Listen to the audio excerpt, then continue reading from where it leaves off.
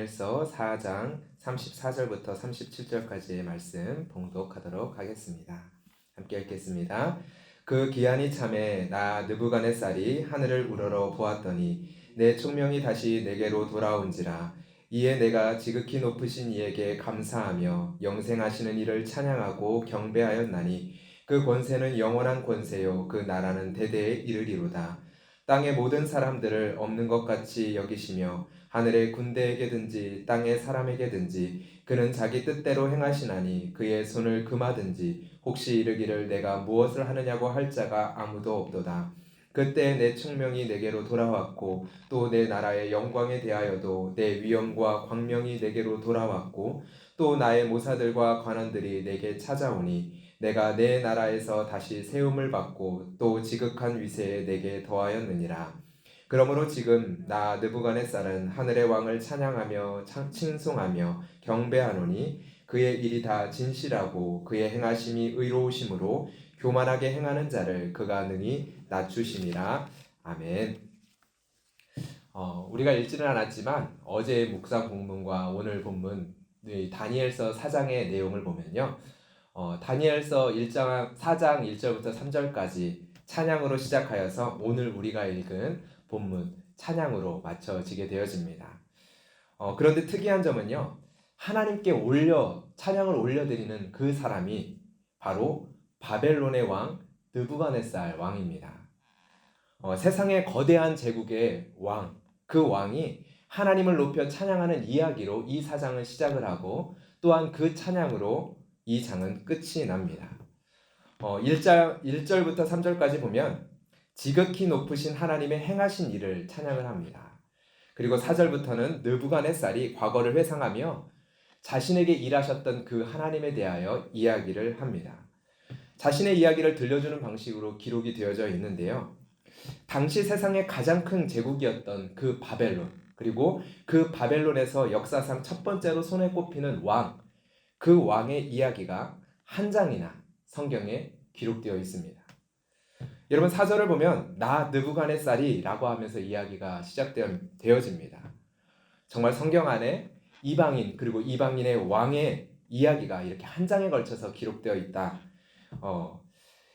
그런 의미에서 오늘 이 장은 정말 특별한데요, 이 4장 전체의 내용은 간단합니다. 느부갓네살이 꿈을 꾸고 꿈으로 말미암아 두려워합니다. 그리고 그 꿈 해석을 위해서 모든 지혜자를 불러 모았습니다.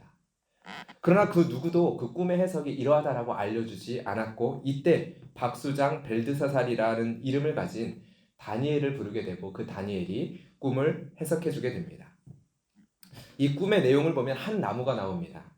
이 나무는 자라서 그 높이가 하늘에 닿았고 그리고 땅 끝에서도 보일 정도로 자라게 되었다라고 성경은 기록을 합니다. 그리고 그 열매는 많아서 만민이 먹을 것이 되었고 육체를 가진 모든 것들이 거기에서 먹을 것을 얻었다라고 기록을 하고 있습니다. 이것은 세계수에 대한 환상입니다. 세계수. 여러분, 세계수라는 것은 여러 종교와 신화들에 등장을 하는 나무입니다. 고대 시대에는 하늘을 떠받치는 나무가 있었고 그 나무가 세상의 중심에 있다라고 생각을 했습니다. 그리고 이 세계수가 세상을 지탱하고 있고 이 세상에 생명력을 공급하고 있다라는 생각들을 가지고 있었죠. 그런데 이러한 세계수와 같은 나무를 한 순찰자, 한 거룩한 자가 하늘에서 내려와 보고 구루터기를 남기고 잘라 버리는 내용이 그 꿈에 나옵니다. 여러분, 만약에 이 꿈의 내용을 여러분들이 듣고 해석을 해야 되는 책임이 주어졌다면 여러분들은 해석할 수 있을까요? 느부갓네살 왕의 입에서 내가 이러한 꿈을 꾸었다라고 이야기를 들었다면 누구나 저 꿈에 나오는 저 세계수, 저 나무가 바로 저 왕을 가리키는 것이라는 것, 그것을 누구나 짐작할 수 있었을 것입니다. 당시 바벨론은요, 세계수와 같은 나라였습니다. 바벨론의 왕 느부갓네살은 또한 세계수와 같은 제국의 통치자, 절대자, 왕이었습니다. 그런데 그 꿈의 내용은 그 나무가 잘려지고 짐승의 마음을 받아 7대를 지내는 것으로 이어집니다. 이 내용 때문에 누구도 그 해석을 왕에게 입을 벌려 이야기하고자 하지 않았던 것이죠. 다니엘도 그 꿈의 내용을 듣고 나서 성경을 보면 한동안 놀라며 마음이 번민하게 되어졌다라고 기록을 합니다. 어떠한 그 누가 왕 앞에서 당신은 왕의 자리에서 쫓겨나게 될 것입니다. 그 꿈의 내용이 그렇습니다. 들짐승과 함께 살면서 소처럼 풀을 먹으며 7대 7달을 지내게 될 것입니다. 이야기할 수 있을까요? 왕 앞에서 이 이야기를 꺼내는 순간 자신의 목숨은 보장할 수 없게 될 것입니다. 그렇기에 왕 앞에서 누구도 침묵했던 것이죠. 그러나 다니엘은 이 꿈에 대한 해석뿐 아니라 왕을 향한 조언까지도 27절에서 이렇게 하고 있습니다. 그런즉 왕이여, 내가 아뢰는 것을 받으시고 공의를 행함으로 죄를 사하고 가난한 자를 긍휼히 여김으로 죄악을 사소서. 그리하시면 왕의 평안함이 혹시 장구하리이다. 여러분, 바벨론의 두 번째 왕이었던 이 느부갓네살 왕은요, 역사상으로도 넓은 영토를 정복한 위대한 왕이었습니다.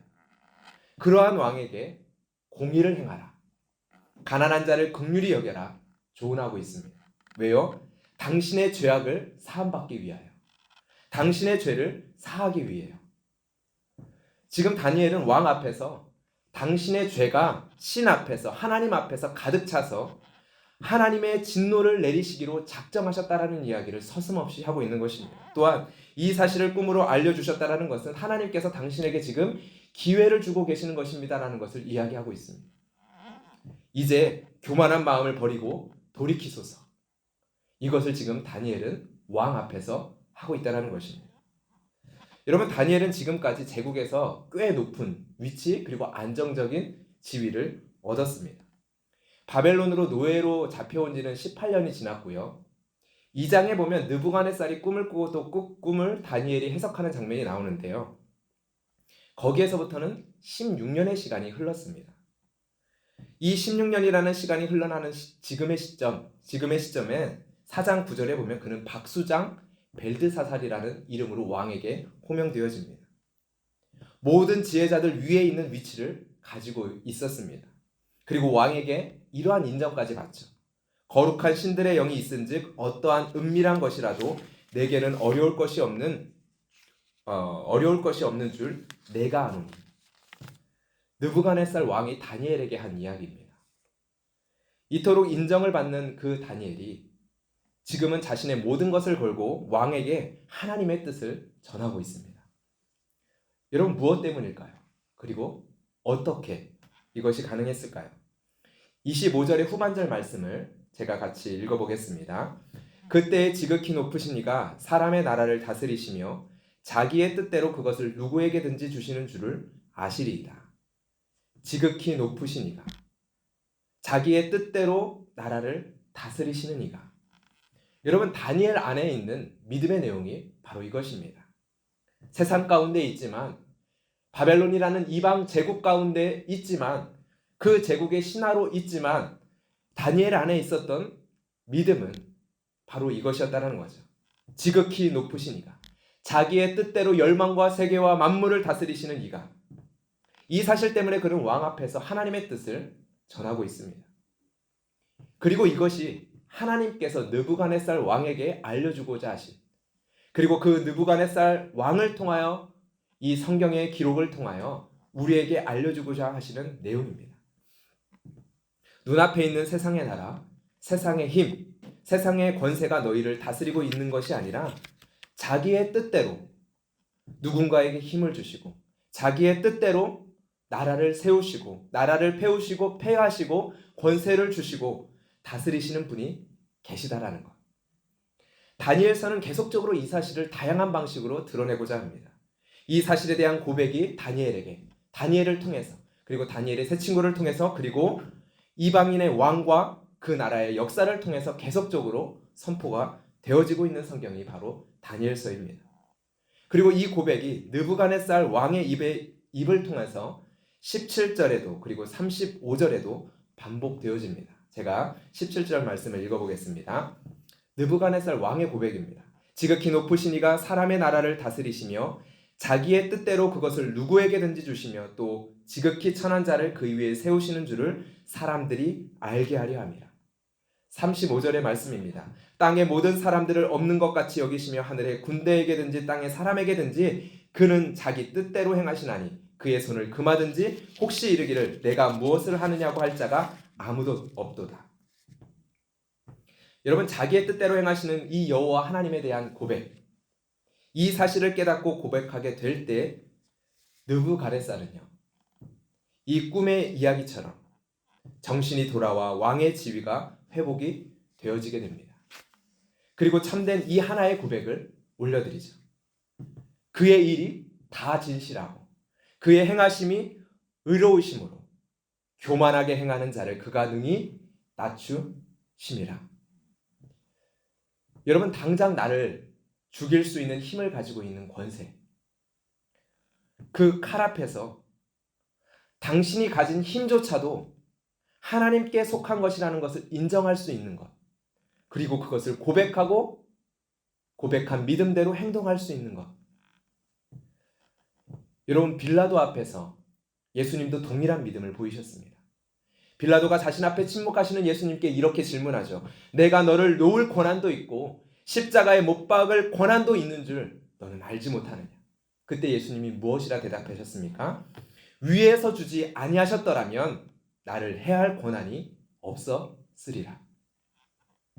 나를 해할 수 있는 권한을 가지고 나를 핍박하고 나를 십자가에 못 박을 수 있는 것, 그것 또한 자기의 뜻대로 다스리시는 하나님께서 주셨기 때문이라는 것을 예수님께서는 고백하십니다. 우리는 하나님의 인도하심을 구합니다. 여러분, 하나님의 인도하심을 구하고 하나님의 인도하심을 경험하는 그 믿음의 길, 여러분, 그것은 바로 이와 같습니다. 내 눈앞에 있는 세상의 강력한 힘들, 돈의 힘이 있습니다. 자본의 힘이 있습니다. 문화의 힘이 있습니다. 세상의 악한 힘도 자기의 뜻대로 세우시기도 하고 패하기도 하시는 그 하나님이 계심을 믿고 나아가는 것이 바로 하나님의 인도하심을 구하고 살아가는 믿음의 삶입니다. 하나님의 인도하심을 구하는 삶을 여러분, 우리는 수동적인 삶이라고 절대로 생각하면 안 됩니다. 하나님 인도해 주세요. 인도해 주실 때까지 아무런 선택도 하지 않고 아무런 판단도 하지 아니하고 아무런 것도 노력도 하지 아니하고 가만히 멈춰 있는 것, 여러분, 그것을 우리는 믿음의 삶이라고 하지 않습니다. 매우 적극적인 믿음의 걸음이 수반되는 삶입니다. 내 눈앞의 상황은 분명 돈에 의해서 좌우될 수밖에 없는 상황인데, 내 눈앞에 있는 상황은 권한자의 말 한마디로 좌우될 수밖에 없는 상황인데, 그 상황 속에서도 하나님이 자기의 뜻대로 높이기도 하시고 낮추기도 하시는 분이라는 고백으로 나아가는 삶이 바로 하나님의 인도하심을 구하고 하나님의 인도하심을 따라 살아가는 삶입니다. 그런데 그 하나님의 뜻은 무엇입니까? 바로 교만한 자를 낮추시는 것입니다. 우리는 낮아지고 그분은 높아지는 삶. 나는 하나님의 종이 되며 하나님의 왕이심이 드러나는 삶. 여러분, 하나님께서는 이 밤에 이 말씀을 통하여 오늘 우리에게 말씀하십니다. 교만하게 행하는 자를 그가 능히 낮추시리라. 이 시간에도 하나님의 인도하심을 구하며 기도하며 나아갑시다. 그리고 기도하며 나아갈 때 우리가 어떠한 고백으로 나아가는 것이 하나님의 인도하심을 붙드는 것인지 우리가 믿으며 이 시간 주님 앞에 기도합시다. 하나님, 내 눈앞에 좌우될 수밖에 없는 힘, 나를 붙잡고 있고 나를 흔드는 것 같은 그 힘, 그러나 그 힘을 다스리고 계시는 하나님에 대한 믿음으로 이 시간 담대히 기도하며 나아가게 하여 주시옵소서. 그리고 믿음대로 행할 수 있는 그 은혜를, 성령의 능력을, 성령의 담대함을 우리에게 허락하여 주시옵소서. 우리 같이 함께 기도하며 나아가도록 하겠습니다. 기도하겠습니다.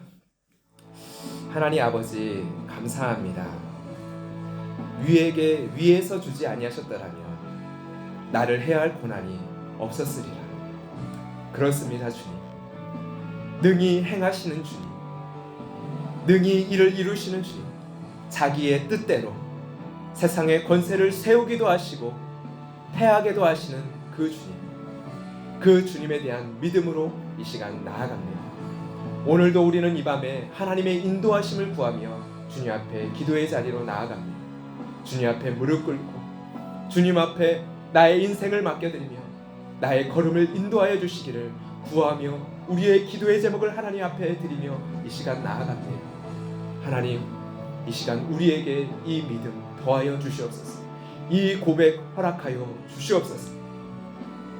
이 고백대로 살아갈 수 있는 믿음, 순종 하나님 허락하여 주시옵소서. 내 눈앞에 있는 상황에, 돈에 좌우되는 상황들, 저 세상의 힘에 좌우되는 상황들, 그러나 그 모든 상황들을 다스리고 계시는 그 하나님, 그 하나님의 손을 우리가 바라보며 나아갈 수 있는 이 밤이 되게 하여 주시옵소서. 교만한 자를 낮추시는 그 주님 안에서 하나님, 이 시간 우리가 기도하며 나아갈 때 하나님, 온전히 낮아진 무릎으로 주님 앞에 기도하게 하여 주시옵소서. 나는 죄인입니다. 나는 당신의 종입니다.